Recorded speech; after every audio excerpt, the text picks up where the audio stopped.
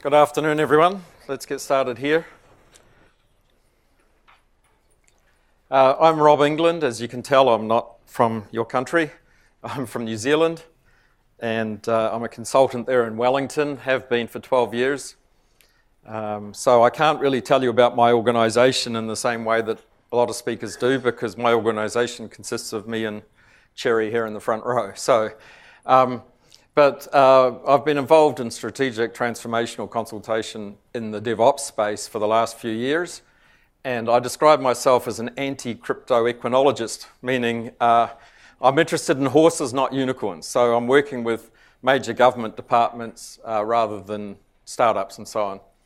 I'm a co-organiser of the Wellington DevOps meetups. I'm involved in the community. I'm an instructor with a whole lot of courses around this space. I have a blog called the IT Skeptic, which is how I'm networked in with this community. So probably about 3 people in the room have heard of that blog. But there was some nice torrid debates in the early days of DevOps with people like John Willis, and Gene used to be very polite until I finally got it. And I'm not a tech anymore, so I've had the technology surgically removed. And I did see Jenkins once, so I think that qualifies me as knowledgeable in the space. But that's the area I'm operating in. So I'll start with an apology. I've got 20 slides in 30 minutes, so I'm breaking the first law of speaking there. But I did want to give you an overview of some ideas to take away in this space, because it's one I'm very passionate about, which is surviving DevOps, getting people through that transformational journey and making sure that we get people through the other side.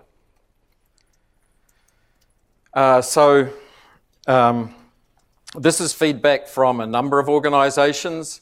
I've done a large amount of work with the Ministry of Social Development in New Zealand, and those of you who were here last year, 1 or 2 of you will have seen David Habishin present from the Ministry. Did anyone go to that presentation?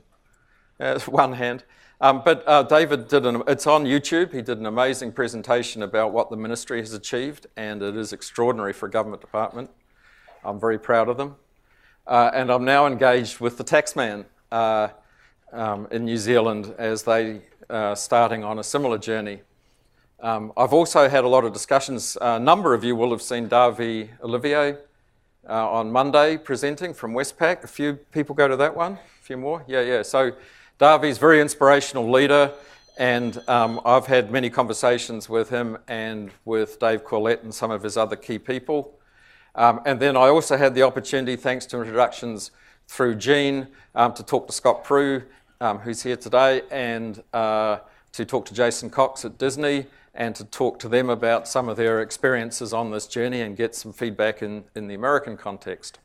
So they're the main primary sources of my thoughts for this, along with a few thoughts of my own that I've created along the way.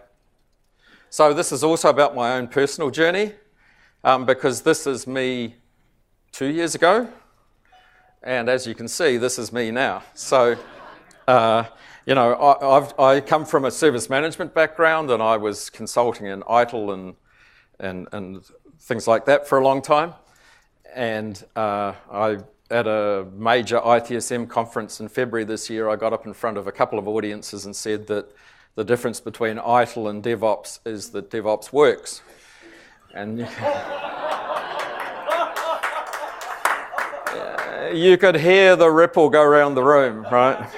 I then quickly unpacked that statement, but I am finding that I've transformed my own thinking and my own behaviours as much as I'm engaging in that journey with my clients, and that's been very rewarding and exciting for me. So what I want to talk about is what Gene Kim calls Humane IT, right? This concept that, for me, there's 3 principal outcomes we're talking about here. We want to lift everyone. We want to take everybody on the journey, and for those who don't choose to come along on that journey, we want to treat them with dignity. We want to exit them gently from our transformation. And along the way, another thing that has been an observation of mine over the years is we don't want to avoid waste of institutional knowledge and expertise. So we're really good at getting impatient with people or underestimating people or, frankly, having a contempt for people and pushing out of the organization great lumps of really important institutional knowledge that we should have retained in the organization. So for me, they're the three key outcomes I'm looking for with this stuff. So I'm going to talk about two things. I'm going to talk about how everything is moving on and how we get people moving on. And then as we catalyze that movement, how do we bring everybody along with us? So our work is changing, and I talk about this being the IT renaissance. I think this is the biggest transformation in the 30-something years I've been in this industry, and easily the biggest transformation. So there's a lot of change going on at the moment, but change has always been a function of this industry, right? And every role has changed in the last decade and in the decade before that and so on. It's always been a necessity for us to move on, but now more than ever. So you can look back to history and see the same cycles going on and on through history, that every job is a high-status job with super qualified people that gradually gets commoditized and then eventually gets automated or otherwise obsolescent and disappears completely. And whether it was steam engine drivers or typists, telephonists, or all of our technology roles, they go through this cycle. And so the cycle is getting faster and faster, and anybody who feels comfortable in one specific role and thinks they're going to live out their life doing that one role is in a bit of trouble. So we've always had this necessity to learn and move on, but the pace of that is accelerating. So a few things I'm going to leave you with is things like I have a set of questions that I like to put to individuals and to managers to get them thinking about the necessity to move. Remember, I'm talking about horses here rather than unicorns. Unicorns, they're already moving at blinding magical speed, but in horses, just getting some movement started is one of the big challenges. So, these are some good questions, and I won't run through them all, but because you'll get the idea. But having these basic questions that you can look at people and say, "Answer me this," and create that sense of perhaps a little discomfort and greater awareness of the necessity to move. A second factor that's powerful in getting people moving is, of course, what's in it for me, and talking to them about the individual necessity to move. And so I talk about a better life, a better day at work. I talk about the opportunities for personal growth. For people who work in horses, we're opening up huge new vistas where they can study and immerse and learn new things. You'll notice I left technology off there. That's an unintentional mistake from my own biases. But I mean, there's a whole. You could put a fourth bullet on there that there's these huge areas of technology people can immerse in. But I think there's also all these ideas around studying lean and agile and transformational leadership for the leaders and so on, where we're opening up whole new areas of thinking for them and new spaces where they can grow. Then there's, it looks really good on the CV, of course, and it's alignment with the future. So painting this picture for people that this is not a new way of working, but it's the new way of working. And even if you choose not to get on board in this organization, sooner or later, everywhere you go, it's going to follow you. Another powerful tool for getting people moving is Exemplars. So hiring in or dropping in people who exemplify the behaviors that you want in that team. And so when you're doing performance reviews and so on, you can just say, be like Bob, and when you're sitting down with people, how should I be doing it? Well, that's pretty easy. Here's a person who exemplifies what we want from the team. For the leaders, this is a big issue at the moment. We were just talking about this at lunch, that I think I'm seeing a lot that tells me that right at the moment, this is one of the most pressing issues we're dealing with in the DevOps sector, is this understanding that you can get the people moving and you can get the executive buy-in, but getting all the leadership to move is actually one of the really hard problems. They're like, oh, I get it. Go and fix the people, but I get this stuff. And you're sitting there thinking, no, you don't, right? So coaching leadership on the need that change, in order to affect change, leaders have to change. And coaching them on that necessity is an area of fascination for me at the moment, because it's a pressing issue in both of the clients I talked about that I'm consulting with. So at the highest level, I'm intrigued by the way that a leader, the highest leader, can impact a whole structure below them so powerfully. I think everybody's probably seen that. And I've also seen that they can have a negative impact much more easily than they can have a positive impact. It's easier to chop a tree down than it is to grow one. And so leaders who have a positive impact are treasures to be cherished, their ability to lift up a team. And then driving these behaviours into leaders to empower teams to turn up, be present, and to understand that you let the people who do the work design the work are, to me, key areas of coaching for leaders to bring them along on that journey. There's a strategy that I use myself in my consulting. I talk about doing nudge consulting. And I think this is a powerful model that for DevOps product owners or DevOps leaders or whatever you call them in your organization, I'm always coaching those people, the people empowered with driving the transformation in the organization. I'm always coaching them to a nudge strategy, meaning don't try and get involved in everything all the time because you'll kill yourself. Understand the overall movement and look for the opportunities to intervene and nudge and push in a new direction just at the right moment with the minimum of effort. And so there's a whole lot of areas where we can apply a nudge to an organization to get it going. And one of the leaders I work with, one of the CIOs I work with, is the master of, we had the acronym yesterday, which we also use in New Zealand, which is JFDI, just do it. So he's the master of the JFDI. Every now and then he'll come out with a management decree and he'll just say, do it. We're going to do this. And everybody runs around going, oh my God, oh my God, oh my God. And things happen. So you can overuse it, but he's the master of it. So, these are a number of strategies that can be used with discretion and not overused, but there are times when you just need to give things a little push. And if you master that art, then you can actually minimize the effort necessary to keep the momentum of change going. So if we get people moving, then now we need to bring everybody along. So I like to say, there's that old saying, you're on the bus or you're off the bus. Fine, but let's make sure nobody goes under the bus. So let's make sure that we either bring people along and don't leave anyone behind, or we gracefully and with dignity exit people off the bus, and we don't actually damage anyone, break anyone in the process. And that's important. So something that my very first slide, the most important thing in this space, something that I'm constantly coaching to clients is patience.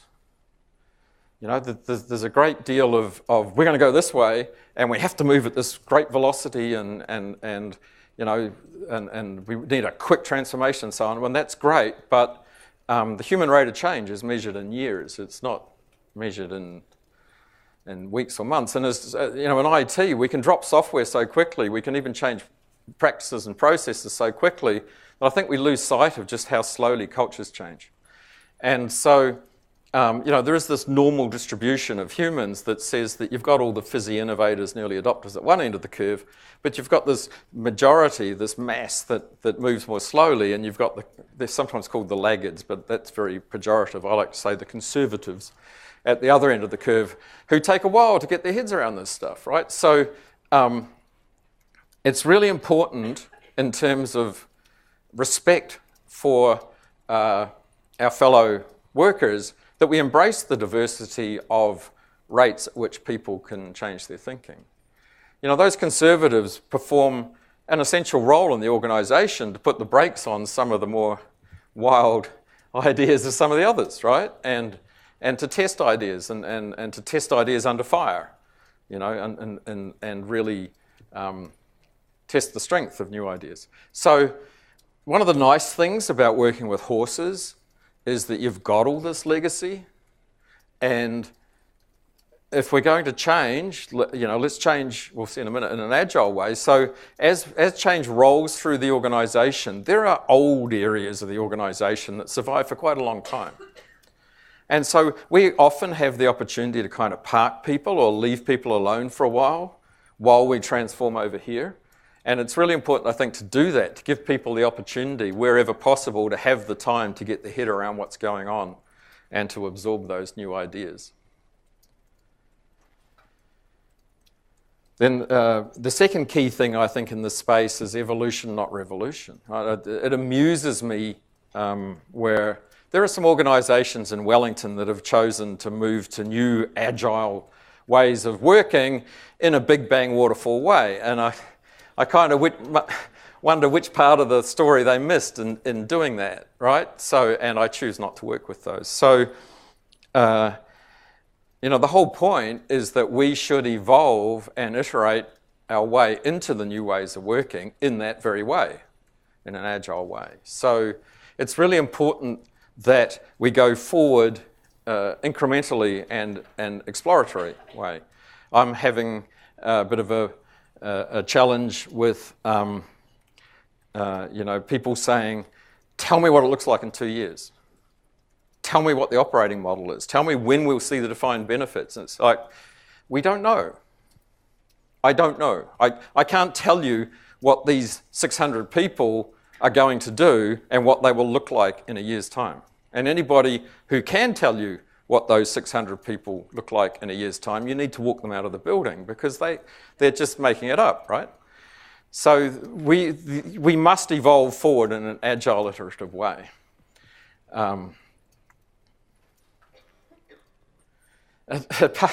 deep part of this, another deep principle related to that is that DevOps is hippy, man. As you saw, I grew my hair solely to be a DevOps consultant, right? And because I'm trying to communicate this idea that DevOps is different. And I'm starting to be called the DevOps hippie around Wellington, right? This crazy guy who goes around waving his arms about. Because at its heart, the bit of DevOps that gets me juiced, that gets me really excited about it, is the humanity of it as a movement, right? Is the return to the values that we're actually trying to make people's lives better, as Jean says, right? We're trying to make people feel good. There's a lot of peace and love in this stuff. But also there is that hippie thing of being a little bit subversive and challenging the orthodoxy. So all of those aspects, to me, really excite me about the whole thing. So related to that is this idea of there's a certain antithesis to the big corporates in the DevOps movement, isn't there? And the whole ideological thing about open source and stuff, which of course is actually a little silly because the big corporate solutions have real value and a real place in the whole model. But we do embrace these ideas of making it easy to get involved, of openness and accessibility and inclusiveness and so on. So this is a real challenge for horses. The previous thing about we don't know, man, we'll tell you when we get there, and it's a journey, man. They struggle with that. The old school managers and the senior executives really struggle with that conversation. We say, we went along to a sales opportunity recently where an old colleague of mine was trying to engage us to come and help with DevOps. And pretty much the conversation got down to, tell us what you're going to do, tell me how many weeks it'll take, and how much money you want. And what were the outcomes, And I said, well, I'm not going to do that. I don't do that anymore. If you want me to write you some bullshit business case, then I will. But, you'll know and I know that it's theatre, that I'm just making it up. I can't tell you what the outcomes will be, how long it'll take, and what it's going to cost. And actually, boom, we didn't get that engagement. Because... But as we walked out, I said to Cherry, it's a win-win. Because if he buys that, I want to work with him. And if he doesn't buy it, I don't. Right? So, there's a whole new movement afoot. So we want to make sure we get everyone on the bus if we can. So there's some key things that I got from talking to these leaders around being careful to modulate the level of disruption. You can over-disrupt and just alienate everyone. You can run ahead of the team. So several leaders said to me, we all got in the bus and all the innovators got in the bus with me and we were all excited and we started the bus and we drove off and we turned around and there was nobody in the bus, right? And then we had to sort of cycle back and gather up all the people we'd left behind. And one of the earlier quotes from Jason says, when you have to reboot, it's 10 times harder than the first time you got everyone all. So it's important to not actually rush off ahead of the group and make sure they are actually on the bus. And then, like I said before, give them space and time as much as possible to think and to absorb and to understand that not everybody are innovators and early adopters. So you're constantly checking back to make sure they're on board. And Davi said to me that pretty much everything he did through their 1 year of transformation was just him cycling back constantly, while his lieutenants did all the actual effective driving and the change. His role was to just keep making sure that everybody was coming along. So you have to even modulate your passion a bit and understand that you're one of the innovators, you're one of the early adopters. Something that I won't talk about in the interest of time, but everyone aware of All Day DevOps, the recent 24-hour conference thingy, right? So I presented on All Day DevOps and I talked about exactly this topic, the lizard brain, the deep emotional part of your brain and the need to appeal to people at a lizard level. As well as at an intellectual level. So there's a whole presentation on that if you just want to go and look at All Day DevOps. Another key thing to remember, I think, in getting everybody along, and I've coached on this several times, is that anger is good. We like anger. So one of the DevOps owners that I'm working with got really distressed at some of the waves of anger that he was dealing with. And I talked about this curve, which you'll all be familiar with variations of. And I said, when somebody's angry, they're engaged. They're already on the emotional journey. They're engaged negatively, but they're engaged. That is so much better than disengagement. That is so much better than complacent status quo. So once they're angry, we're engaged, and now we just have to get them through the rest of the journey. And we were in a meeting, and as we came out of the meeting afterwards, there'd been a whole lot of anger. And he said to me, I saw you sitting in the corner smiling. You were enjoying that. And I was like, yeah, because he understood that I'm happy to see anger. Well, happy, you know what I mean.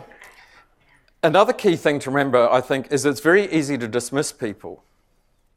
It's very easy to say that person is a negative person, that person, I don't like their behaviours, they don't get it.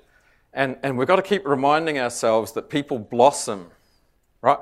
And people are victims of the system. So unreasonable systems create unreasonable people. And I'm constantly being told, oh, that person's an asshole, right? And especially people in change and release, right? But the reason for that is because change and release in a traditional system put people in totally untenable, unreasonable positions. Right, where they're faced with a deluge of low-quality work and they're the last line of defence between that and production. And no wonder they behave in negative ways, because they're also quite often held accountable for the low quality of the things over which they have no responsibility. So as soon as you change the system, lots of people change their behaviour. Some don't, they're just assholes, but the question to ask is, what are they like outside of work? And quite often I'll say, they're really nice at barbecues and, New Zealand, right? Or at the pub, but at work they're terrible. Well, perhaps you should consider that they're a good person caught in an unreasonable system. So, and the other thing that makes people blossom is this feeling of permission, of empowerment. So they're sitting there. What was that quote yesterday? I thought that drudgery and pain were normal, They're sitting there in this world of drudgery and pain, and so of course they're not doing interesting, innovative things. But the moment you start giving this message of hope and this idea that they have permission to experiment, they have permission to innovate, that it's safe to try things and that they're not going to be whipped for failure, then people again blossom. They come out and go, wow, I'll have a go.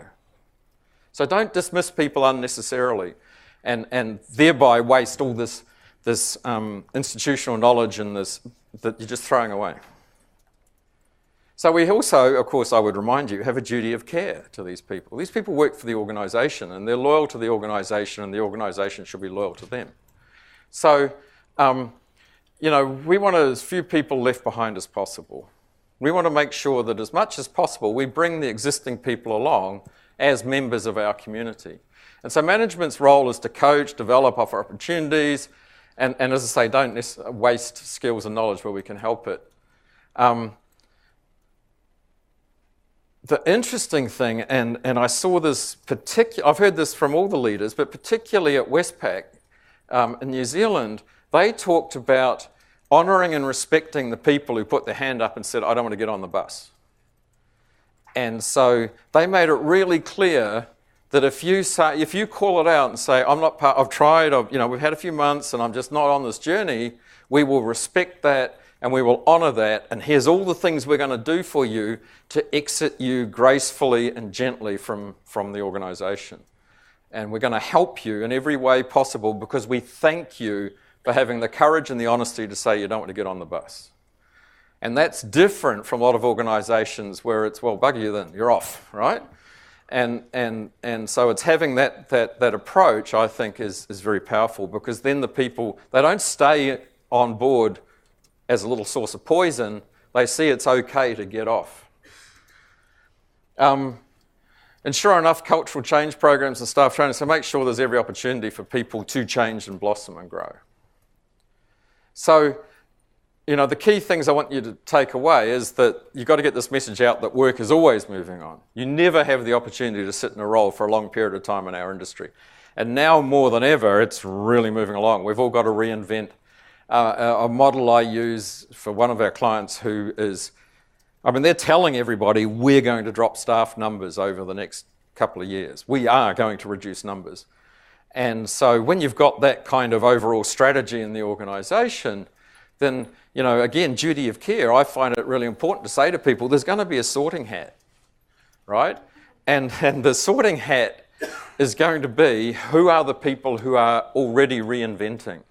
Who are the people who are exhibiting the behaviour of being willing to reinvent themselves?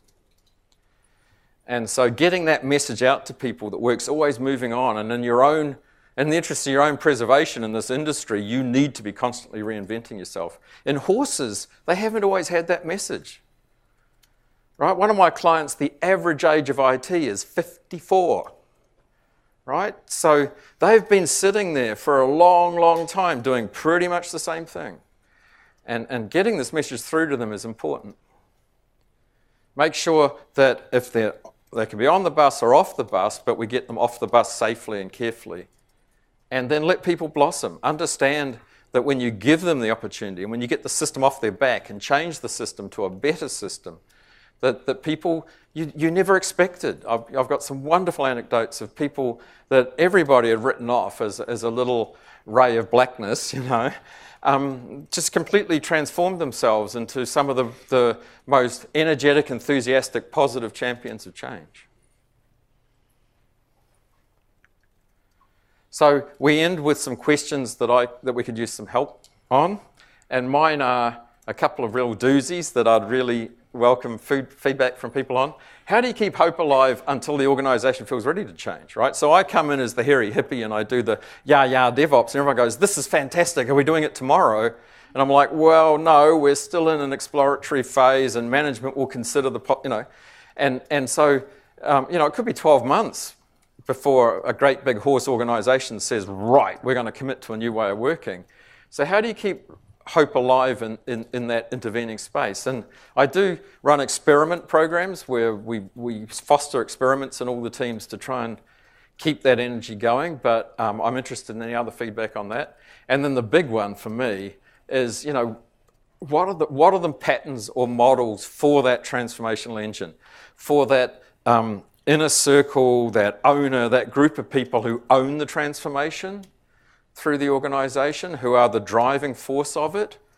What are the best ways of designing that group and their structure and their ways of working and their practices? Because I've tried a couple of things and they work, but I'd sure like to know that I understood all the practices in that space. So there's where you can contact me. Also, the IT Skeptic blog it can be found if you just Google it. And thank you very much.